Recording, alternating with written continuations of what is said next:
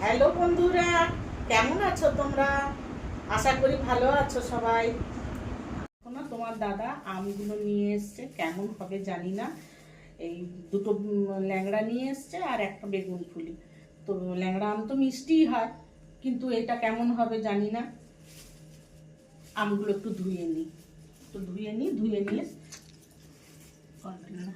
রেখে দেবো। কেমন হবে তো জানি না, মিষ্টি হবে কি টক হবে। একটু গুছিয়ে রেখে দিই এখানে, আমাকে গুছিয়ে রাখতে খুব ভালো লাগে।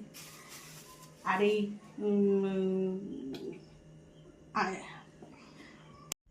আঙ্গুরগুলো কাল নিয়ে এসেছিল, তো আঙ্গুরগুলো খুব মিষ্টি।